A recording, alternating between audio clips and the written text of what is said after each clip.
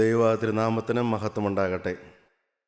കർത്താവായ യേശുക്രിസ്തുവിൻ്റെ ഒരു എളിയ സാക്ഷിയായിട്ട് വീണ്ടും യേശുവിൻ്റെ വചനവുമായിട്ട് നിങ്ങളുടെ മുമ്പാകെ നിൽക്കുവാൻ കർത്താവ് എന്ന കൃപയോർത്ത് ഞാൻ ദൈവത്തെ സ്തുതിക്കുന്നു, സ്തോത്രം ചെയ്യുന്നു. കർത്താവിൻ്റെ വചനം കേൾക്കുന്നത് ആശ്വാസം ആണ്. കർത്താവിൻ്റെ വചനം ലഭിക്കുന്നത് സമാധാനമാണ്. കർത്താവിൻ്റെ വചനം ലഭിക്കുന്നത് സന്തോഷമാണ്. കർത്താവിൻ്റെ വചനം കേൾക്കുമ്പോഴാണ് നമുക്ക് തെറ്റുകൾ തിരുത്തുവാനായിട്ട് പരിശുദ്ധാത്മാവ് നമ്മളെ ഓർമ്മപ്പെടുത്തുന്നത്, പാപബോധം ലഭിക്കുന്നത്. കർത്താവിൻ്റെ വചനം കേൾക്കുമ്പോഴാണ് ക്രൂശിക്കപ്പെട്ടവനായ യേശുക്രിസ്തുവിനെ നമുക്ക് ഓർമ്മ വരുന്നത്, ക്രൂശിലേക്ക് നോക്കാൻ നമ്മെ പ്രേരിപ്പിക്കുന്നത്. കർത്താവിൻ്റെ വചനമാണ് ന്യായവിധിയെക്കുറിച്ച് ബോധം തരുന്നത്. കർത്താവിൻ്റെ വചനം കേൾക്കുമ്പോൾ നാം ഓരോരുത്തരും സമർപ്പണം എടുക്കേണ്ടതാണ്. അലക്ഷ്യമായിട്ട് നാം വചനം കേൾക്കാൻ പാടില്ല. വളരെ ഗൗരവത്തോടെ ഇത് ദൈവത്തിൻ്റെ ശബ്ദമാണ് എന്നുള്ള ബോധ്യത്തോടെ കർത്താവിൻ്റെ വചനം കേൾക്കുമ്പോൾ നമ്മളെ തന്നെ താഴ്ത്തി സമർപ്പിക്കാനായിട്ട് നമ്മളെ തന്നെ നമുക്ക് ഒരുക്കേണ്ടതാണ്. ഒരു വാക്യം വായിക്കാം. 95-ാം സങ്കീർത്തനം 8-ാം വാക്യമാണ്: ഇന്ന് നിങ്ങൾ അവൻ്റെ ശബ്ദം കേൾക്കുന്നു എങ്കിൽ മെരീബയിലെ പോലെയും മരുഭൂമിയിൽ മസ്സാ നാളിനെ പോലെയും നിങ്ങളുടെ ഹൃദയത്തെ കഠിനമാക്കരുത് എന്ന്. ഇന്ന് ദൈവത്തിൻ്റെ വചനം കേൾക്കുന്നു എങ്കിൽ, ഇന്ന് അവൻ്റെ ശബ്ദം കേൾക്കുന്നു എങ്കിൽ നിങ്ങളുടെ ഹൃദയം കഠിനമാക്കരുത് എന്നാണ് സങ്കീർത്തനങ്ങളിലൂടെ ദൈവത്തിൻ്റെ പരിശുദ്ധാത്മാവ് നമ്മളെ ഓർപ്പിക്കുന്നത്. അതേ വാക്യം തന്നെ എബ്രായർക്ക് ലേഖനം എഴുതുമ്പോൾ അപ്പോസ്തലൻ 3-ാം അധ്യായം 8-ാം വാക്യത്തിൽ നമ്മളെ ഓർപ്പിക്കുന്നുണ്ട്. പരിശുദ്ധാത്മാവ് അപ്പോസ്തലനോട് പറയുന്നുണ്ട്. നമുക്ക് വായിച്ചു കേൾക്കാം. എബ്രായർ 3:8: ഇന്ന് നിങ്ങൾ അവൻ്റെ ശബ്ദം കേൾക്കുന്നുവെങ്കിൽ മരുഭൂമിയിൽ വെച്ച് പരീക്ഷാ ദിവസത്തിലെ മത്സരത്തിലെന്ന പോലെ നിങ്ങളുടെ ഹൃദയം കഠിനമാക്കരുത്. ഇന്ന് നിങ്ങൾ അവൻ്റെ ശബ്ദം കേൾക്കുന്നു എങ്കിൽ നിങ്ങളുടെ ഹൃദയം കഠിനമാക്കരുത് എന്ന് 15-ാം വാക്യവും അത് തന്നെയാണ് പറയുന്നത്. 3-ാമത്തെ പ്രാവശ്യം പരിശുദ്ധാത്മാവ് വീണ്ടും പറയുകയാണ് അതേ വാക്യം തന്നെ. ഇന്ന് നിങ്ങൾ അവൻ്റെ ശബ്ദം കേൾക്കുന്നുവെങ്കിൽ മത്സരത്തിലെന്ന പോലെ നിങ്ങളുടെ ഹൃദയങ്ങളെ കഠിനമാക്കരുത് എന്ന് പറയുന്നു. ഇന്ന് അവൻ്റെ ശബ്ദം കേൾക്കുന്നുവെങ്കിൽ മത്സരത്തിൽ എന്ന പോലെ നിങ്ങളുടെ ഹൃദയം കഠിനമാക്കരുത് എന്ന്. അന്നത്തെ ഇസ്രായേൽ മക്കളെ നോക്കി സങ്കീർത്തനങ്ങളിൽ അത് പറയുന്നുവെങ്കിൽ വീണ്ടും അതേ ഭാഗം തന്നെ ഓർപ്പിച്ചുകൊണ്ട് അപ്പോസ്തലനായ പൗലോസ് പറയുകയാണ്: ഇന്ന് അവൻ്റെ ശബ്ദം നിങ്ങൾ വീണ്ടും കേൾക്കുകയാണോ, നിങ്ങൾ മത്സരിക്കരുത്. ദൈവത്തിൻ്റെ വചനം കേൾക്കുമ്പോൾ നാം വിനയപ്പെടണം. ദൈവത്തിൻ്റെ വചനം കേൾക്കുമ്പോൾ നമ്മൾ അലക്ഷ്യമാക്കരുത്. തന്നെത്താൻ പരിശോധന ചെയ്യേണ്ട സമയമാണ്. എവിടെയാണ് എനിക്ക് തിരുത്തുവാനുള്ളത്? ഞാൻ എത്ര ഉയർന്നവനാണെങ്കിലും, ഭൗതികമായിട്ടും ആത്മീയമായിട്ടും എത്ര ഉയർന്നവനാണെങ്കിലും എനിക്ക് പരിശോധിക്കാനുണ്ട്. നിത്യനായ ദൈവത്തിൻ്റെ മുമ്പാകെ, പരിശുദ്ധൻ്റെ മുമ്പാകെ ഞാൻ എന്നും ഒരു പാപിയാണ്. അന്ന് ജനത്തിൻ്റെ പാപം ഓർപ്പിച്ചുകൊണ്ട് പരിശുദ്ധാത്മാവ് പറയുകയാണ്, അന്ന് അവർ മത്സരിച്ചു. അവർ ദൈവത്തിൻ്റെ വചനത്തോട് അനുസരണക്കേട് കാണിച്ചു. ഇസ്രായേൽ മക്കൾ അനുസരണക്കേട് മാത്രമല്ല, അവിശ്വാസമുള്ളവരായിരുന്നു. അവർ ദൈവത്തെ പരീക്ഷിച്ചു. അത് മത്സരമായിട്ട് ദൈവം കാണുകയാണ്. പ്രിയമുള്ളവരെ, നമ്മൾ വചനം കേട്ട് സമർപ്പിക്കാതിരിക്കുമ്പോൾ, മാനസാന്തരപ്പെടാതിരിക്കുമ്പോൾ, വീണ്ടും വീണ്ടും വചനം കേട്ടിട്ട് അവസരങ്ങൾ ലഭിച്ചിട്ട് നമ്മൾ അത് ഉപയോഗിക്കാതിരിക്കുമ്പോൾ അത് മത്സരമായിട്ടാണ് ദൈവം കാണുന്നത്. ദൈവം നമുക്ക് ഓരോ വചന ശുശ്രൂഷയിലൂടെയും അവസരങ്ങൾ തരികയാണ്. നമ്മളെ തന്നെ തിരുത്തുവാൻ, നമ്മളെ തന്നെ പരിശോധിക്കുവാൻ, മാനസാന്തരപ്പെടുവാൻ, ജീവൻ്റെ പുസ്തകത്തിൽ നമ്മുടെ പേരുണ്ടോ എന്ന് പരിശോധിക്കുവാൻ, നമ്മൾ പരിശുദ്ധാത്മാവിൻ്റെ നിറവിലാണോ എന്ന് പരിശോധിക്കുവാൻ എല്ലാം ദൈവം നമുക്ക് അവസരം തരികയാണ്. അവസരം ലഭിക്കാത്തവരായിട്ട് ആരും തന്നെയില്ല. എല്ലാവർക്കും അവസരം കിട്ടുന്നുണ്ട്. ഒരിക്കൽ അമേരിക്കയിലെ ഒരു പ്രായം ചെന്നൊരു സ്ത്രീ ഇങ്ങനെ പറഞ്ഞു: ആ കുട്ടിക്ക് അവസരം ലഭിച്ചില്ലല്ലോ എന്ന്. ആ കുട്ടിക്ക് ഒരു അവസരം ലഭിച്ചില്ലല്ലോ എന്ന്. ആരെക്കുറിച്ചാണ് പറഞ്ഞതെന്നറിയാമോ? അമേരിക്കൻ ആക്ട്രസ്സായ, അഭിനേത്രിയായ മെർലിൻ മൺറോയിനെ കുറിച്ചാണ് പറഞ്ഞത്. മെർലിൻ മൺറോ നല്ല ഒരു അഭിനേത്രിയായിരുന്നു, കലാകാരിയായിരുന്നു, സിനിമയിലെ പ്രവർത്തിച്ച ഒരു നടിയായിരുന്നു, സുന്ദരിയായിരുന്നു. അനേക ചെറുപ്പക്കാർ വിവാഹാഭ്യർത്ഥനയുമായിട്ട് അവളുടെ പുറകിൽ നിന്ന് മാറാതെ നടന്നിരുന്നു. ഒന്നിനൊരു കുറവില്ലായിരുന്നു. സാമ്പത്തികമായിട്ടും ആരോഗ്യപരമായിട്ടും ഒന്നിനൊരു കുറവില്ലായിരുന്നു. പക്ഷേ അവൾ ആത്മഹത്യ ചെയ്തു. ആ ആത്മഹത്യ ചെയ്ത വാർത്ത കേട്ടിട്ടാണ് ആ പ്രായം ചെന്ന സ്ത്രീ അമേരിക്കയിൽ ലോസ് ഏഞ്ചൽസിൽ വെച്ചിട്ട് അവർ പറഞ്ഞത്, ആ കുട്ടിക്ക് ഒരു അവസരം ലഭിച്ചില്ലല്ലോ എന്ന്. എന്നാൽ സത്യമെന്തെന്ന് നിങ്ങൾക്കറിയാമോ പ്രിയമുള്ളവരെ? ആ ആത്മഹത്യ നടക്കുന്നേക്ക് 2 ആഴ്ചകൾക്ക് മുമ്പ് സുവിശേഷകനായ ഡോക്ടർ ബില്ലി ഗ്രഹാം അദ്ദേഹത്തിൻ്റെ പ്രാർത്ഥനാ മുറിയിൽ നിന്ന് പ്രാർത്ഥിക്കുമ്പോൾ ഈ മെർലിൻ മൺറോയ്ക്ക് വേണ്ടി പ്രാർത്ഥിക്കാൻ അദ്ദേഹത്തിൻ്റെ ഉള്ളിൽ പ്രേരണയുണ്ടായി. അദ്ദേഹം പ്രാർത്ഥിച്ചു കഴിഞ്ഞിട്ട് അദ്ദേഹത്തിൻ്റെ അസിസ്റ്റൻറ്റ് മാനേജറിനെ വിളിച്ചു. എന്നിട്ട് പറഞ്ഞു, മെർലിൻ മൺറോയുടെ അടുക്കൽ അയച്ചു. അദ്ദേഹം ചെന്ന് ഈ അഭിനേത്രിയോട് പറഞ്ഞു, ഡോക്ടർ ബില്ലി ഗ്രഹാമിന്, സുവിശേഷകനായ അദ്ദേഹത്തിന് നിങ്ങളെ കാണാൻ താല്പര്യമുണ്ട്, നിങ്ങളെ കണ്ട് സംസാരിപ്പാൻ ആഗ്രഹമുണ്ട് എന്ന് പറഞ്ഞു. അപ്പോൾ അവർ പറഞ്ഞു, പിന്നെ ആകട്ടെ, ഇപ്പോൾ നേരമില്ല, 2 ആഴ്ച കഴിയട്ടെ എന്ന് പറഞ്ഞു. പ്രിയമുള്ളവരെ, എന്താണ് നടന്നത്? 2 ആഴ്ചയ്ക്ക് ശേഷം ലോകം ഉണർന്നത് ഇവരുടെ ആത്മഹത്യാ വിവരം അറിഞ്ഞുകൊണ്ടാണ്. ഇവർ നിരാശയായിരുന്നു, ഇവർ നിസ്സംഗവതിയായിരുന്നു, ഇവർക്ക് സന്തോഷമില്ലായിരുന്നു, ഇവർക്ക് സമാധാനമില്ലായിരുന്നു, ഇവർക്ക് ഏകാന്തതയായിരുന്നു. അതുകൊണ്ട് തന്നെയാണ് ദൈവം അവസരം കൊടുത്തത്. പക്ഷേ അവർ അത് വിനിയോഗിച്ചില്ല എന്ന്. ദൈവത്തിന് മഹത്വം. പ്രിയമുള്ളവരെ, അവസരം നമുക്ക് എല്ലാവർക്കും തരുന്നുണ്ട്. വീണാൽ എഴുന്നേൽക്കാനുള്ള അവസരം, പരിശുദ്ധാത്മാവ് നഷ്ടപ്പെട്ടാൽ വീണ്ടും പ്രാപിക്കാനുള്ള അവസരം, തെറ്റുകൾ പറ്റിയാൽ തിരുത്തുവാനുള്ള അവസരം.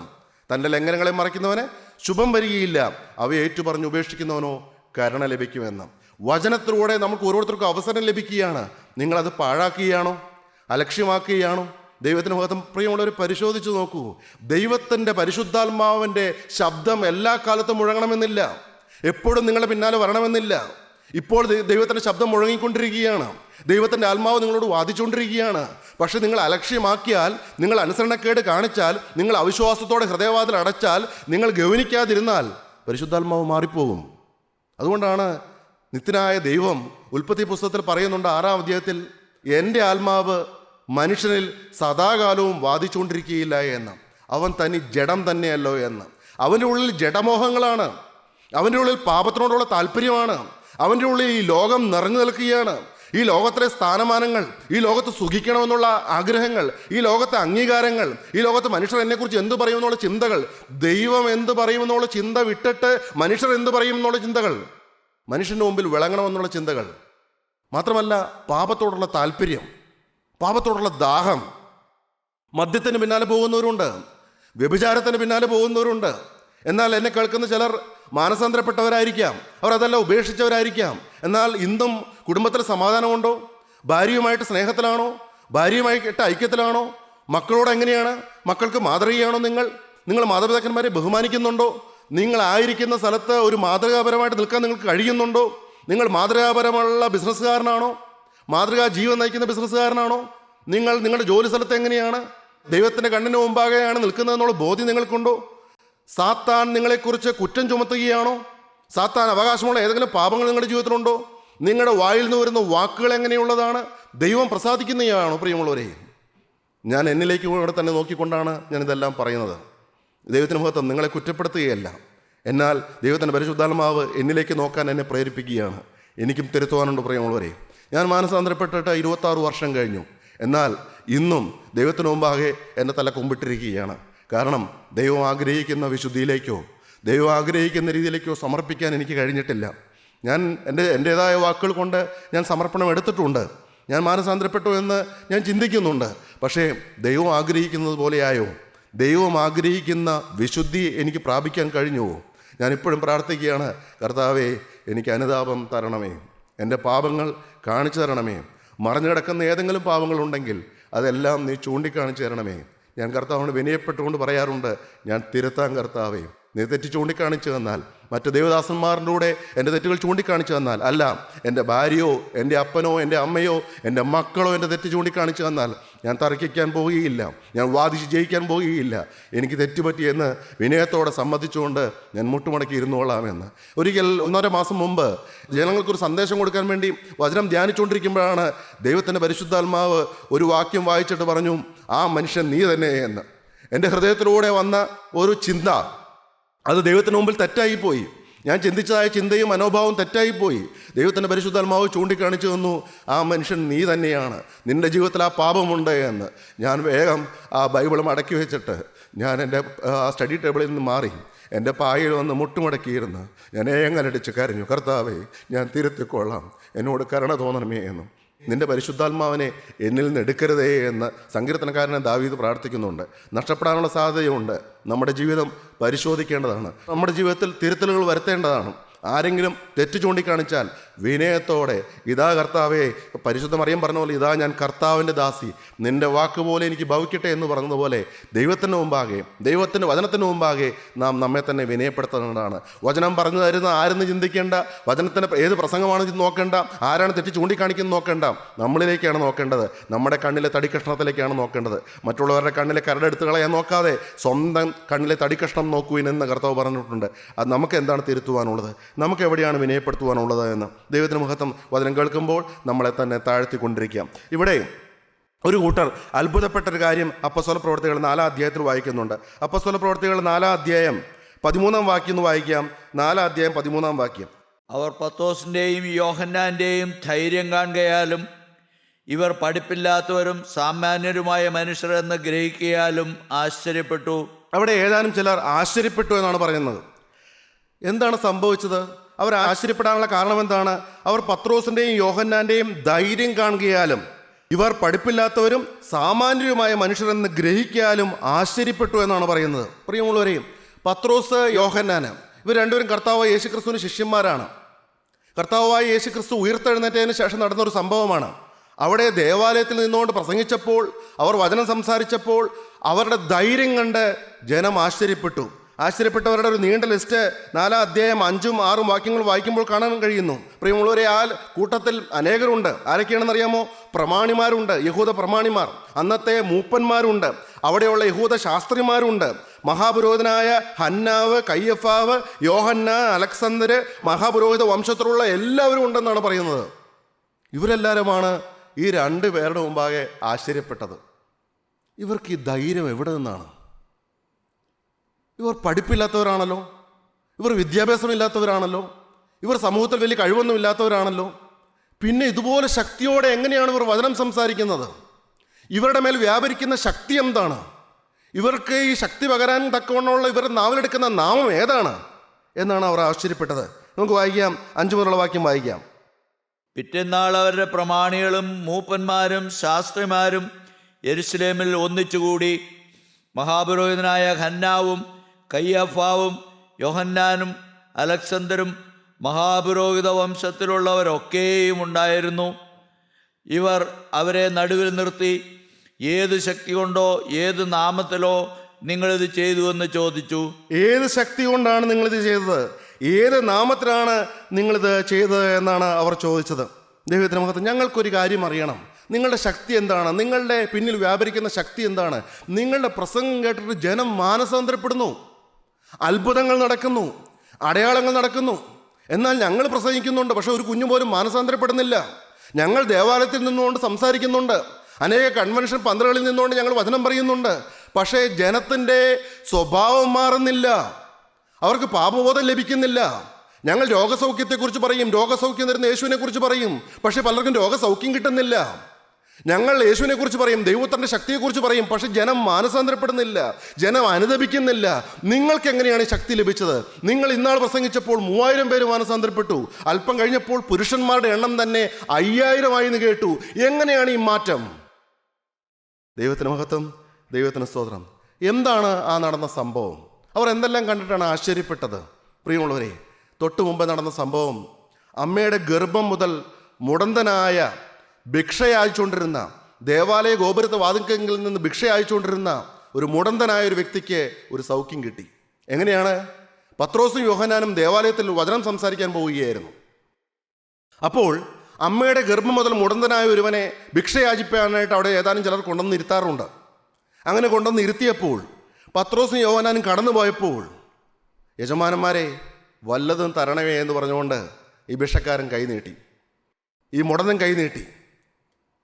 അപ്പോൾ പത്രോസിൻ്റെ മടിശീലയിലേക്ക് പത്രോസ് കൈയിട്ട് നോക്കിയപ്പോൾ ഒന്നുമില്ല, ഒരു പൈസ പോലും എടുക്കാനില്ല.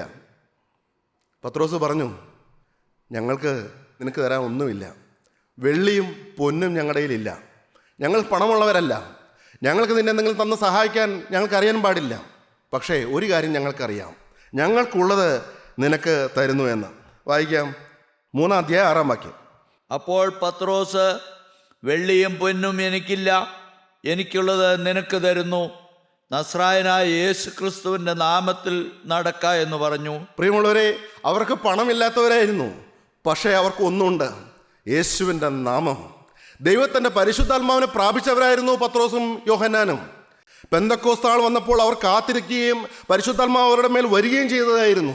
അവർ ദൈവത്തിൻ്റെ വചനം അനുസരിക്കുന്നവരായിരുന്നു, അവർ മാനസാന്തരപ്പെട്ടവരായിരുന്നു, അവർ വീണ്ടും ജനിച്ചവരായിരുന്നു, അവർ പരിശുദ്ധാത്മാവിനെ കാത്തിരുന്ന് പ്രാപിച്ചവരായിരുന്നു. ആ പരിശുദ്ധാത്മാവിൻ്റെ ശക്തിയാണ് അവർക്കുണ്ടായിരുന്നത്. അതുകൊണ്ട് അവർ പൊന്നിൻ്റെ പിന്നാലെ പോയില്ല, വെള്ളി സമ്പാദിക്കാൻ പോയില്ല, പ്രിയമുള്ളവരെ, നിങ്ങൾ ഓർക്കേണ്ടത് തന്നെയാണ്. നിങ്ങൾക്കൊന്നുമില്ലെങ്കിലും, വിദ്യാഭ്യാസമില്ലെങ്കിലും, പണമില്ലെങ്കിലും, നിങ്ങളെ ലോകം മാനിച്ചില്ലെങ്കിലും, നിങ്ങൾക്കൊന്നുണ്ടായാൽ മതി പ്രിയമുള്ളവരെ. കർത്താവായ യേശു ക്രിസ്തു നിങ്ങളുടെ ഹൃദയത്തിലുണ്ടായാൽ മതി. ഇന്ന് പ്രയാസമായിരിക്കാം, ഇന്ന് പ്രശ്നമായിരിക്കാം, പക്ഷെ ഒരിക്കലും നിങ്ങൾ ദൈവത്തോട് ചോദ്യം ചെയ്യരുത്. കർത്താവ് എനിക്കെന്തുകൊണ്ട് ഇത് വന്നു എന്ന് പറയരുത്. പ്രകൃതിക്ഷോഭങ്ങൾ മൂലം, അത്യാഹിതങ്ങൾ മൂലം, അപകടങ്ങൾ മൂലം, മാരകമായ രോഗങ്ങൾ മൂലം നിങ്ങൾ ഇന്ന് അനേകരും വലയുന്നവരായിരിക്കാം, ദുഃഖം അനുഭവിക്കുന്നവരായിരിക്കാം, ദുരിതം അനുഭവിക്കുന്നവരായിരിക്കാം. പക്ഷേ നിങ്ങൾ ഒരിക്കലും ദൈവത്തെ ചോദ്യം ചെയ്യരുത്. ദൈവമാണിത് കൊണ്ടുവന്ന് നിങ്ങൾ ചിന്തിക്കരുത്. ഇതെല്ലാം കൊണ്ടുവരുന്നതിന് പിന്നിൽ ഒരു ദുഷ്ടനായ പൈശാചികനുണ്ട്. നിങ്ങളുടെ ജീവിതത്തിൽ ആപത്ത് കൊണ്ടുവരുന്നതിന് പിന്നിൽ, നിങ്ങളുടെ ജീവിതത്തിൽ വേർപാട് കൊണ്ടുവരുന്നതിന് പിന്നിൽ, നിങ്ങളുടെ ജീവിതത്തിൽ രോഗങ്ങൾ കൊണ്ടുവരുന്നതിന് പിന്നിൽ, നിങ്ങളുടെ മക്കൾ ഇന്ന് അനുസരണക്കേടിൻ്റെ പാതയിലാണെങ്കിൽ അതിനെന്നാൽ പിന്നിൽ പ്രവർത്തിക്കുന്ന ഒരു ദുഷ്ടശക്തിയാണ് സാത്താൻ. അവനും അവൻ്റെ കിങ്കരന്മാരും ദൂതന്മാരും അനേകരെ നശിപ്പിച്ചുകൊണ്ടിരിക്കുകയാണ്, അനേകരെ വീഴിച്ചുകൊണ്ടിരിക്കുകയാണ്. ഒരു കൂട്ടായ്മയിൽ വരുന്ന സ്ത്രീ, ആ സ്ത്രീ ഇപ്പോൾ കൂട്ടായ്മയിൽ വരുന്നില്ല. അപ്പോൾ കൂട്ടായ്മയിൽ ആക്റ്റീവായിട്ട് പങ്കെടുക്കുന്ന സ്ത്രീ ആ സ്ത്രീയെ ക്ഷണിക്കാൻ പോയി. അപ്പോൾ ആ സ്ത്രീ ചോദിച്ചതാണ്, എൻ്റെ ജീവിതത്തിൽ ഈ പ്രയാസങ്ങളെല്ലാം വന്നപ്പോൾ ഈ ദൈവം എവിടെയായിരുന്നു? ആ സ്ത്രീയുടെ മകൻ ചെറുപ്രായത്തിൽ നഷ്ടപ്പെട്ടു പോയി. ആ സ്ത്രീ ചോദിക്കുകയാണ്, എൻ്റെ മകൻ മരിച്ചപ്പോൾ ഈ ദൈവം എവിടെയായിരുന്നു? അപ്പോൾ കൂട്ടായ്മക്കാരിയായ സഹോദരി പറഞ്ഞു, നിൻ്റെ മകൻ മരിച്ചപ്പോൾ, ദൈവത്തിൻ്റെ മകൻ മരിച്ചപ്പോൾ ദൈവം എവിടെയായിരുന്നു? അവിടെ തന്നെയായിരുന്നു എന്ന് പറഞ്ഞതിൻ്റെ അർത്ഥം നിങ്ങൾക്ക് മനസ്സിലായോ? നിത്യനായ പിതാവായ ദൈവത്തിൻ്റെ മകൻ മരിച്ചു കിടന്നപ്പോൾ ആ ദൈവം എവിടെയായിരുന്നോ അവിടെ തന്നെയായിരുന്നു നിൻ്റെ മകൻ മരിച്ചപ്പോഴും എന്ന്. പ്രിയമുള്ളവരെ, നമ്മൾ ചോദ്യം ചെയ്യുന്നവരാണോ? നിങ്ങളൊരു കാര്യം മനസ്സിലാക്കൂ, നിങ്ങൾക്ക് വേണ്ടി സ്വന്തം മകനെ തന്നവനായ ഒരുവനുണ്ട്. നിങ്ങൾക്ക് വേണ്ടി ഒരു തെറ്റും ചെയ്യാത്ത പുത്രനെ നിങ്ങൾക്ക് വേണ്ടി പിച്ചി ചീന്താൻ വേണ്ടിയിട്ട് വിട്ടു തന്നൊരുവനുണ്ട്, പിതാവായ ദൈവം. ആ ദൈവം നമ്മളെ സ്നേഹിക്കുന്നു. അവൻ്റെ സ്നേഹമാണ് നമ്മൾ ക്രൂശിലേക്ക് നോക്കുമ്പോൾ കാണുന്നത്. ഒരു തെറ്റും ചെയ്യാത്ത ദൈവത്തിൻ്റെ പുത്രനെ സകലരുടെയും പാപങ്ങൾ മുഴുവനും ചുമത്തി ഒരു കുറ്റവാളിയെപ്പോലെ രണ്ട് ദുഷ്പ്രവർത്തിക്കാരുടെ മധ്യത്തിൽ കിടക്കുമ്പോൾ നമ്മൾ നോക്കണം, കർത്താവേ, നീ ഒരു തെറ്റും ചെയ്തില്ലല്ലോ, ഞങ്ങൾ പാപികളാണല്ലോ, ഞങ്ങൾക്ക് കഷ്ടങ്ങളും സങ്കടങ്ങളും വരുന്നത് ഞങ്ങളുടെ പ്രവർത്തികൾ മൂലം തന്നെയാണല്ലോ. കർത്താവേ, ഞങ്ങൾ ചോദ്യം ചെയ്യാൻ ആളല്ല. ഞങ്ങൾ നിന്നിലേക്ക് നോക്കുമ്പോൾ ഞങ്ങളുടെ ചങ്ക് പടയുകയാണ്. നീ ഒരു തെറ്റും ചെയ്യാത്ത നീതിമാനായിരിക്കെ ഞങ്ങളുടെ പാപങ്ങൾ മുഴുവനും വഹിച്ചുകൊണ്ട് നീ ക്രൂശിന്മേൽ കിടക്കുമ്പോൾ ഞങ്ങളുടെ ഉള്ളം തകരുകയാണ്, ഞങ്ങൾക്ക് പാപബോധം ലഭിക്കുകയാണ്. നിങ്ങൾ പ്രാർത്ഥിക്കണം പ്രിയമുള്ളവർ, നിങ്ങൾ അനുദപിക്കണം. ദൈവത്തെ ചോദ്യം ചെയ്യുകയല്ല, ദൈവത്തോട് മത്സരിക്കുകയല്ല വേണ്ടത്.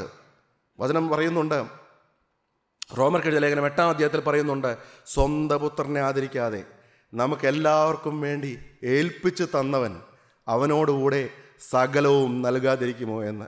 ഈ വാക്യങ്ങളെല്ലാം വായിച്ച് നിങ്ങൾ ശക്തി പ്രാപിക്കണം പ്രിയമുള്ളവരെ. പിതാവായ ദൈവത്തിൻ്റെ ശബ്ദമാണ്. പരിശുദ്ധാത്മാവ് നമ്മളെ കേൾപ്പിക്കുകയാണ് ശബ്ദം. എന്താണെന്ന്? പിതാവായ ദൈവത്തിൻ്റെ പുത്രനെ ആദരിക്കാതെ നമുക്കെല്ലാവർക്കും വേണ്ടി പിച്ചു ചീന്താൻ വിട്ടു തന്നവൻ അവനോടുകൂടെ സകലവും നമുക്ക് നൽകാതിരിക്കുമോ എന്ന്. നമ്മളെ സ്നേഹിക്കുന്ന ദൈവം നമ്മൾക്കെല്ലാം നന്മയ്ക്കാക്കി തീർക്കും. പിശാച് ഉപദ്രവങ്ങൾ കൊണ്ടുവന്നാലും വിശ്വാസത്തോടെ നമ്മൾ മുട്ടുമടക്കിയിരുന്ന് പ്രാർത്ഥിച്ച് എവിടെയാണ് എനിക്ക് തിരുത്തുവാനുള്ളോ എന്ന് പരിശോധിച്ച് നമ്മുടെ പാപങ്ങളെ ഏറ്റുപറഞ്ഞ് ഉപേക്ഷിക്കുമ്പോൾ, മനം തിരിയുമ്പോൾ, ദൈവത്തെങ്കിലേക്ക് താണു വീണ് അപേക്ഷിച്ച് വരുമ്പോൾ അവനെല്ലാം നന്മയ്ക്കാക്കി തീർക്കും. ദൈവം തിരഞ്ഞെടുത്തവരെ ആര് കുറ്റം ചുമത്തും? നീതീകരിക്കുന്നവൻ ദൈവം, ശിക്ഷ വിധിക്കുന്നവൻ ആര്? ദൈവമാണ് നമ്മളെ തിരഞ്ഞെടുത്തെന്നുള്ള ബോധ്യം വേണം പ്രിയമുള്ളവരെ. നമ്മൾ അവിശ്വാസികളെ പോലെ ആകരുത്, നമ്മൾ നിരാശ വരരുത്, നമ്മൾ മ്ലാനത വരരുത്. നമ്മുടെ പിന്നിൽ കർത്താവായ യേശു ഉണ്ട് എന്ന് നമ്മൾ വിശ്വസിക്കണം. നമ്മളെ നടത്തുന്നത് കർത്താവാണെന്ന് വിശ്വസിക്കണം. നമ്മൾ ആകലപ്പെടേണ്ട ആവശ്യമില്ല. കർത്താവിനെ തന്നവൻ, കർത്താവിനെ നമുക്ക് വേണ്ടിയിട്ട് ക്രൂശിക്കപ്പെടാൻ തന്നവൻ അവനോട് സകലവും തരുമെന്ന് വിശ്വസിക്കണം. ഇവരുടെ ശക്തി പരിശുദ്ധാത്മ ശക്തിയാണ്. ദൈവത്തിന് മഹത്വം. അവർക്ക് വെള്ളിയും പൊന്നുമില്ല, എന്നാൽ പരിശുദ്ധാത്മാവിൻ്റെ നിറവ് അവർക്കുണ്ടായിരുന്നു. അവരുടെ ശക്തി പരിശുദ്ധാത്മാവിൻ്റെ ശക്തിയാണ്. അവരുടെ നാവിലുള്ള നാമം യേശുവിൻ്റെ നാമമാണ്. അപ്പോസ്തല പ്രവർത്തനങ്ങൾ 4-ാം അധ്യായം 8-ാം വാക്യം. പത്രോസ് പരിശുദ്ധാത്മാവ് നിറഞ്ഞവനായി അവരോട് പറഞ്ഞത്, ജനത്തിൻ്റെ പ്രമാണികളും മൂപ്പന്മാരുമായുള്ളവരെ, ഈ ബലഹീന മനുഷ്യനുണ്ടായ ഉപകാരം നിമിത്തം ഇവൻ എന്തൊന്നിനാൽ സൗഖ്യമായി എന്ന് ഞങ്ങളെ ഒന്ന് വിസ്തരിക്കുന്നുവെങ്കിൽ, നിങ്ങൾ ക്രൂശിച്ചവനും ദൈവം മരിച്ചവരിൽ നിന്ന് ഉയർപ്പിച്ചവനുമായി നസ്രായനായ യേശു ക്രിസ്തുവിൻ്റെ നാമത്തിൽ തന്നെ ഇവൻ സൗഖ്യമുള്ളവനായി നിങ്ങളുടെ മുമ്പിൽ നിൽക്കുന്നുവെന്ന് നിങ്ങളെല്ലാവരും ഇസ്രായേൽ ജനമൊക്കെയും അറിഞ്ഞുകൊള്ളുവീൻ. ദൈവത്തിന് മഹത്വം. പത്രോസിന് എങ്ങനെയാണ് ഇത്രയും ധൈര്യം കിട്ടിയത്? പറയുകയാണ്, നിങ്ങൾ ക്രൂശിച്ചവനും ദൈവം മരിച്ചവരിൽ നിന്ന് ഉയർത്തെഴുന്നേൽപ്പിച്ചവനുമായ നസറായനായ യേശുക്രിസ്തുവിൻ്റെ നാമത്തിൽ തന്നെ ഇവൻ സൗഖ്യമുള്ളവനായി നിങ്ങളുടെ മുമ്പിൽ നിൽക്കുന്നു. ദൈവത്തിന് മഹത്വം. എങ്ങനെയാണ് ധൈര്യം കിട്ടിയത്? 3 പ്രാവശ്യം പ്രാഗിക്കൊണ്ട് ആണയിട്ടുകൊണ്ട് യേശുവിനെ ഞാൻ അറിയുന്നില്ല എന്ന് ഭയന്ന് പറഞ്ഞവനാണ് പത്രോസ്. മറ്റു ശിഷ്യന്മാരെല്ലാം ഓടിപ്പോയപ്പോൾ പേടിത്തൊണ്ടനായിട്ട് ഓടിപ്പോയവനാണ് പത്രോസ്. എന്നാൽ പത്രോസിൻ്റെ മേൽ ദൈവത്തിൻ്റെ പരിശുദ്ധാത്മാവ് വന്നപ്പോൾ ക്രിസ്തുവിനോടുള്ള സ്നേഹം കൊണ്ട് ഉള്ളം നിറയുകയാണ്.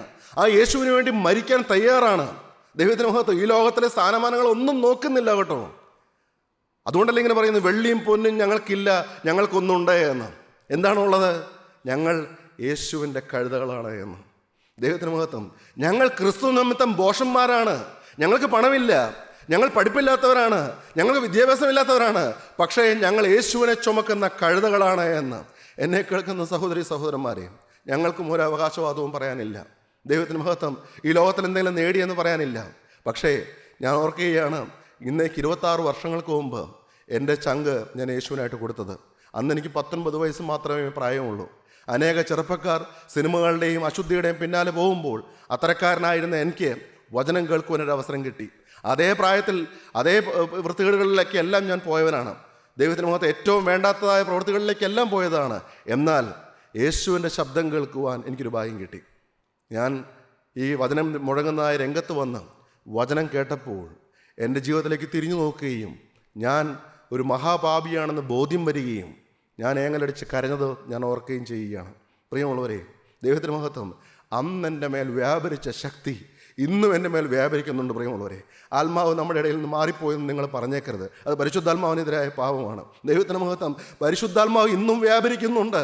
തൻ്റെ ശുശ്രൂഷ ഇന്നും നടപടിയായിട്ട് നിവർത്തിക്കുന്നുണ്ട്. പക്ഷേ അത്യാവശ്യക്കാർക്ക് കിട്ടുകയുള്ളൂ മാത്രം, കാത്തിരിക്കുന്നവർക്ക് കിട്ടുകയുള്ളൂ മാത്രം, ദാഹിക്കുന്നവർക്ക് കിട്ടുകയുള്ളൂ മാത്രം. ദൈവത്തിന് മഹത്വം.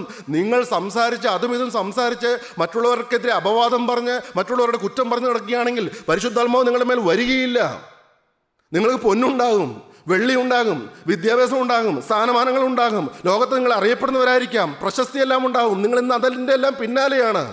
എന്നാൽ യേശു നിങ്ങളെ പോയിട്ടുണ്ടാകും. പ്രിയമുള്ളവരെ, ഞാൻ ഓർക്കുന്നു, എനിക്ക് 26 വർഷങ്ങൾക്ക് മുമ്പ് കർത്താവിൻ്റെ ഹൃദയത്തിൽ വന്നപ്പോൾ എന്നിലേക്ക് നോക്കി എൻ്റെ മ്ലേച്ഛതകളെ ഓർത്ത് ഞാൻ നെടുവേർപ്പിട്ട് കരഞ്ഞു ഓർക്കുകയാണ്. ദൈവത്തിന് സ്തോത്രം, ദൈവത്തിന് മഹത്വം. ഇന്ന് എന്തെങ്കിലും ആയി എന്നൊന്നും ഞാൻ ചിന്തിക്കുന്നില്ല. പ്രിയമുള്ളവരെ, ഇന്നും എനിക്ക് കർത്താവ് പാപബോധം തരുന്നുണ്ട്. കർത്താവെ, ഇന്നും ഒന്നുമായിട്ടില്ലല്ലോ എന്നാണ് ചിന്തിക്കുന്നത്. നിങ്ങൾക്കറിയാമോ, യേശു എൻ്റെ ഹൃദയത്തിൽ വന്നപ്പോൾ എൻ്റെ ജീവിതത്തിൽ നിന്ന് ഓരോരോ പാപങ്ങൾ തെറിച്ചുപോയി. ഒറ്റ ദിവസം കൊണ്ട് എല്ലാമായി എന്നല്ല ഞാൻ പറയുന്നത്. ഓരോ പ്രാവശ്യവും വചനത്തിന് മുമ്പാകെ വരുമ്പോൾ ഞാൻ ഏറ്റവും കൂടുതൽ തോറ്റുകൊണ്ടിരുന്ന അശുദ്ധി എൻ്റെ ജീവിതത്തിൽ നിന്ന് തെറിച്ചുപോയി. അതിനോടൊരു അറപ്പും വെറുപ്പും കർത്താവ് എനിക്ക് തന്നു. എൻ്റെ ഉള്ളത്തിൽ നിന്ന് മദ്യപാനത്തിനോ വ്യഭിചാരത്തിനോ ഒന്നും ഞാൻ പോയിട്ടില്ലെങ്കിലും എൻ്റെ ഉള്ളത്തിൽ ഭയങ്കര കോപമുണ്ടായിരുന്നു, വൈരാഗ്യമുണ്ടായിരുന്നു, പകയുണ്ടായിരുന്നു, പിണക്കമുണ്ടായിരുന്നു. എൻ്റെ അപ്പച്ചനെ 10-40 ഗുണ്ടകൾ ചേർന്ന് തല്ലിയപ്പോൾ അവരെല്ലാം പകരം ചോദിക്കണമെന്ന് വേണ്ടിയിട്ട് എൻ്റെ 13ാമത്തെ വയസ്സിൽ അങ്ങനെ ഒരു തീരുമാനമെല്ലാം എടുത്തിരുന്നു. വചനത്തിന് മുമ്പാകെ വന്നപ്പോൾ പരിശുദ്ധാത്മാവ് വാദിച്ചപ്പോൾ ഞാൻ പൊട്ടി തകർന്നുകൊണ്ട് ഞാൻ എൻ്റെ വൈരാഗ്യങ്ങളെല്ലാം ഉപേക്ഷിച്ച് ഓർക്കുകയാണ്. ശത്രുക്കളെ സ്നേഹിക്കണമെന്നുള്ള വചനം കേട്ടപ്പോൾ അതിനുള്ള സമർപ്പണവും ഞാൻ എടുത്തു. കർത്താവെ, ആരോടും വൈരാഗ്യം വെച്ചുകൊണ്ടിരിക്കുകയില്ല. ദൈവത്തിന് മഹത്വം. ക്രിസ്തു നിമിത്തം ഒരു ഭോഷനാവാൻ ഞാൻ എന്നെ തന്നെ സമർപ്പിച്ച് ഓർക്കുകയാണ്. പലരോടും ഞാൻ മാപ്പ് പറഞ്ഞു. എൻ്റെ അപ്പനോടും അമ്മയോടുമാണ് ഏറ്റവും കൂടുതൽ മാപ്പ് പറഞ്ഞത്. ഒരു ദിവസത്തിൽ തന്നെ 2-3 പ്രാവശ്യമൊക്കെ മാപ്പ് പറഞ്ഞിട്ടുണ്ട്. കാരണം ഞാൻ കോപിക്കുമായിരുന്നു, ഞാൻ നിന്ദിക്കുമായിരുന്നു, ഞാൻ ബഹുമാനമില്ലാതെ സംസാരിക്കുമായിരുന്നു, ക്ഷിപ്രകോപം വരുമായിരുന്നു. ആ സ്വഭാവം കർത്താവിൻ്റെ വചനത്തിന് മുമ്പാകെ വന്നപ്പോൾ കർത്താവ് എനിക്ക് മാറ്റിത്തന്നു. ദൈവത്തിൻ്റെ പരിശുദ്ധാത്മാവിൻ്റെ രംഗത്ത് വരുമ്പോൾ പ്രിയമുള്ളവരെ, നമ്മൾ ഹൃദയത്തിൽ പോലും ചിന്തിക്കാത്ത മറഞ്ഞു കിടക്കുന്ന പാപങ്ങൾ പോലും കർത്താവ് ഓർമ്മപ്പെടുത്തി തരും. ഇന്നൊരാഗ്രഹമുണ്ട്, യേശുവിനെ പ്രസാദിപ്പിക്കണം, യേശുവിന് വേണ്ടി ജീവിക്കണം, യേശുവിന് വേണ്ടി വേല ചെയ്യണം. ഞാൻ അനുഭവിക്കുന്ന സന്തോഷവും സമാധാനവും. ഇന്നെൻ്റെ കുടുംബം ഒരു സ്വർഗ്ഗമാണ് പ്രിയമുള്ളവരെ, ഒരു കൊച്ചു സ്വർഗ്ഗം. എൻ്റെ അപ്പച്ചൻ്റെ വാക്കാണ്, ഞാനൊരു കടമെടുത്ത് പറയുകയാണ്. അപ്പച്ചൻ സാക്ഷ്യം പറയുമ്പോൾ പലപ്പോഴും പറയാറുണ്ട്, ഞങ്ങളുടെ കുടുംബം ഒരു കൊച്ചു സ്വർഗ്ഗമാണ്. സത്യമാണ് പ്രിയമുള്ളവരെ. എൻ്റെ അപ്പനും അമ്മയും സ്നേഹമാണ്. എൻ്റെ ഭാര്യയും 5 കുട്ടികളുമായിട്ട് ഞങ്ങൾ 9 പേര് മുട്ടുമടക്കിയിരുന്ന് പ്രാർത്ഥിക്കുമ്പോൾ, ഒരുമിച്ച് ഭക്ഷണം കഴിക്കുമ്പോൾ, ഞങ്ങൾ പല പല കാര്യങ്ങൾ സംസാരിക്കുമ്പോൾ, സുവിശേഷത്തിന് വേണ്ടി ഒരുമിച്ച് യാത്ര ചെയ്യുമ്പോൾ, പല സ്ഥലങ്ങളിൽ സാക്ഷികളായിട്ട് ഓടി നടക്കുമ്പോഴെല്ലാം ഞങ്ങളുടെ യേശുവിനെക്കുറിച്ച് ഞങ്ങൾക്ക് നന്ദിയാണ്. കർത്താവേ, ഇതറിഞ്ഞില്ലായിരുന്നെങ്കിൽ, ഈ വഴിയിലേക്ക് വന്നില്ലായിരുന്നെങ്കിൽ, ഈ രംഗത്ത് വന്നില്ലായിരുന്നെങ്കിൽ ഞങ്ങൾ നശിച്ചു പോകുമായിരുന്നു. ഞങ്ങൾക്ക് കൃത്യമായിട്ടും വ്യക്തമായിട്ടും അറിയാം. എൻ്റെ അമ്മ സമാധാനമില്ലാതെ 2 പ്രാവശ്യം ആത്മഹത്യക്ക് ശ്രമിച്ചവളായിരുന്നു. പ്രിയമുള്ളവരെ, എൻ്റെ അമ്മ ഇന്ന് പറയാറുണ്ട്, അന്ന് ഞാൻ മരിച്ചു പോയിരുന്നെങ്കിൽ നിങ്ങളെല്ലാവരും കൂടി എന്നെ തെമ്മാടിക്കുഴിയിൽ കൊണ്ടിടുമായിരുന്നു, എൻ്റെ ആത്മാവോ നിത്യനരകത്തിൽ പോയി കത്തുമായിരുന്നു. എന്നാൽ എൻ്റെ പ്രാണനായകന് എന്നോട് സ്നേഹം തോന്നി എന്നെ കടന്നു പിടിച്ചു എന്ന്. എൻ്റെ അപ്പൻ പറയും, അന്യദൈവങ്ങളെ ആരാധിച്ചിരുന്ന കത്തോലിക്ക സഭയിലെ അംഗങ്ങളാണ് ഞങ്ങൾ. എന്നാൽ അന്യദൈവങ്ങളുടെ പിന്നാലെ പോയിരുന്നതായ എൻ്റെ അപ്പൻ പറയും, സത്യാരാധന മുഴങ്ങിയത് ഈ കൂട്ടായ്മയിൽ വന്ന് വചനം കേട്ടപ്പോഴാണ് എന്ന്. എൻ്റെ അപ്പച്ചനെ മദ്യപാനം തെറിച്ചുപോയത് മകനായി എനിക്കറിയാം. എൻ്റെ അപ്പൻ അമ്മയോട് ക്ഷമ പറയുന്നതും അവർ സ്നേഹമായിട്ട് കഴിയുന്നതും കർത്താവ് ഞങ്ങളുടെ കുടുംബത്തിൽ വന്ന് അത്ഭുതങ്ങളും അടയാളങ്ങളും ചെയ്തതെല്ലാം ഞാൻ ഇന്ന് ഓർക്കുകയാണ്. ഞാൻ മാനസാന്തരപ്പെട്ടു, എൻ്റെ പെങ്ങൾ മാനസാന്തരപ്പെട്ടു, എൻ്റെ ഭാര്യ മാനസാന്തരപ്പെട്ടു. പ്രിയമുള്ളവരെ, ഞങ്ങൾ ഒരുമിച്ച് ആരാധിക്കുമ്പോൾ ഞങ്ങളുടെ പായിൽ ഇറങ്ങി വരുന്നതായ ഒരു യേശുവിനെ ഞങ്ങൾ അനുഭവിക്കുന്നു. ഞങ്ങളെ ആശ്വസിപ്പിക്കുന്നതായ ഒരു യേശു, ഞങ്ങൾക്ക് സമാധാനം തന്നവനായ യേശു. ആ യേശു ഞങ്ങൾക്കൊരു ചുമതല തന്നിട്ടുണ്ട്. ഞങ്ങൾ അറിഞ്ഞതായ സമാധാനം, ഞങ്ങൾ അറിഞ്ഞതായ രക്ഷകനെ പ്രഘോഷിക്കണമെന്ന്. ആ ദൂതുമായിട്ട് ഞങ്ങൾ ഇന്ന് ഓടുകയാണ്. 1-ാം സ്ഥാനം യേശുവിനാണ്. പ്രിയമുള്ളവരെ, യേശുവിൻ്റെ വേലയ്ക്കാണ്. ഞാൻ ഇന്ന് നിങ്ങളോടൊരു കാര്യം അഭ്യർത്ഥിക്കുകയാണ്. ഇന്ന് അവൻ്റെ ശബ്ദം കേൾക്കുന്നുവെങ്കിൽ നിങ്ങൾ ഹൃദയം കഠിനമാക്കരുത്. തുടർന്നുള്ള ഭാഗങ്ങൾ പിന്നീടൊരു അവസരത്തിൽ ചിന്തിക്കാം. എന്നാൽ ഇപ്പോൾ നിങ്ങളെ തന്നെ താഴ്ത്താൻ നിങ്ങൾ തയ്യാറാണ്. ദൈവം പ്രവർത്തിക്കാൻ നിങ്ങളെ തന്നെ വിട്ടുകൊടുക്കണം. ഹൃദയം കഠിനമാക്കി മത്സരിക്കാതെ വിനയപ്പെടൂ. പ്രിയമുള്ളവരെ, നമുക്ക് നമ്മളെ തന്നെ താഴ്ത്താം. ഒരു നിമിഷം നമുക്ക് നമ്മുടെ കണ്ണുകളെ അടച്ച് തലകളെ അണക്കി പ്രാർത്ഥിക്കാം. നിത്യനായ ദൈവമേ, ഇത്രയും കാലം അനുസരണം കെട്ടവരായിട്ട് ഞങ്ങൾ നടന്നു. ഇത്രയും കാലം നിന്നോട് മറുതലിച്ചും മത്സരിച്ചും ഞങ്ങൾ നടന്നു. മറ്റുള്ളവരെക്കുറിച്ച് പലതും പറഞ്ഞു നടന്നപ്പോൾ ഞങ്ങൾ അറിഞ്ഞില്ല കർത്താവേ, ഞങ്ങളുടെ മൂർച്ച കുറയുകയാണ് എന്ന്. ശരിയാണെന്ന് വിചാരിച്ചാണ് പലതും പറഞ്ഞ് പ്രചരിപ്പിച്ചത്. അപ്പോഴെല്ലാം ഞങ്ങളുടെ മൂർച്ച നഷ്ടപ്പെട്ടു പോയി എന്നും ദൈവത്തിൻ്റെ ആത്മാവ് ദുഃഖത്തോടെ മാറിയെന്നും ഞങ്ങൾ അറിഞ്ഞില്ല. അങ്ങേ വേദനിപ്പിക്കുന്ന, അങ്ങേ ദുഃഖിപ്പിക്കുന്ന അനേക പാപങ്ങൾ ഞങ്ങളുടെ ജീവിതത്തിൽ വന്നുപോയിട്ടുണ്ട്. എന്നാൽ ഒരു കാര്യം ഞങ്ങൾ അപേക്ഷിക്കുകയാണ്. നീ ഒരിക്കൽ ഞങ്ങൾക്ക് വേണ്ടി നിൻ്റെ പുത്രനെ ക്രൂശിൽ വിട്ടു തന്നല്ലോ കർത്താവെ. സ്വന്തം പുത്രനെ ആദരിക്കാതെയാണല്ലോ നീ ആ പിച്ചി ചിന്തുവാൻ വേണ്ടിയിട്ട് വിട്ടു തന്നത്. ഞങ്ങളിപ്പോൾ ആ ക്രൂശിൻ ചോട്ടിലേക്ക് വന്നുകൊണ്ട് അരുമനായകനായ യേശുവിൻ്റെ പാദം കെട്ടിപ്പിടിച്ചുകൊണ്ട് യേശുവിൽ നിന്ന് വരുന്ന, യേശുവിൻ്റെ മുറിവിൽ നിന്ന് ഒഴുകുന്നതായ തിരുരക്തം, ഇന്നും നിൽക്കാത്തതായ തിരുരക്തം, ആ തിരുരക്തത്താൽ കഴുകാൻ വേണ്ടിയിട്ട് ഞങ്ങൾ നിന്നോട് അഭ്യർത്ഥിക്കുകയാണ്. സകല പാപവും മോഹിച്ചിരുന്നതായ തിരുരക്തം കൊണ്ട് ഞങ്ങളെ കഴുകണമേ. ഞങ്ങളുടെ സമർപ്പണത്തെ പുതുക്കണമേ. പുതിയ തീരുമാനങ്ങളും സമർപ്പണങ്ങളും ഞങ്ങളുടെ നാവിൽ നിന്നും ഹൃദയത്തിൽ നിന്നും വരുവാൻ ഇടയാക്കണമേ. ഞങ്ങൾക്കൊരു മാനസാന്തരം തരണമേ. ഞങ്ങൾക്കൊരു വീണ്ടും ജനനം തരണമേ. ജീവന്റെ പുസ്തകത്തിൽ ഞങ്ങളുടെ പേരെഴുതി ചേർക്കണമേ. അറക്കപ്പെട്ട കുഞ്ഞാട യേശുവിൻ്റെ രക്തം ഞങ്ങളുടെ തലമേൽ നെറ്റിമേൽ മുദ്രയായിട്ട് ഇടണമേ. ശത്രു തൊടാത്തൊരു ജീവൻ നയിക്കുവാൻ ഞങ്ങളെല്ലാവരും നീ സഹായിക്കണമേ. ഇന്ന് വചനം കേൾക്കുന്ന എല്ലാവരും നീ ആശ്വസിപ്പിക്കണമേ. എല്ലാവർക്കും നീ സമാധാനവും സന്തോഷം കൊണ്ട് മറുപടിയായിട്ട് അവരെ അനുഗ്രഹിക്കണമേ. എല്ലാവർക്കും ക്രിസ്തുവുള്ള മക്കളായിട്ട് ജീവിപ്പാനുള്ള ഭാഗ്യം നൽകണമേ. സകലതും ഞങ്ങൾക്കായി ജന്മിച്ച യേശുവിൻ്റെ നാമത്തിൽ ചോദിക്കുന്നു. കൃപയുടെ ഘട്ടത്തിലും തരുമാറാകണമേ. ആമീൻ.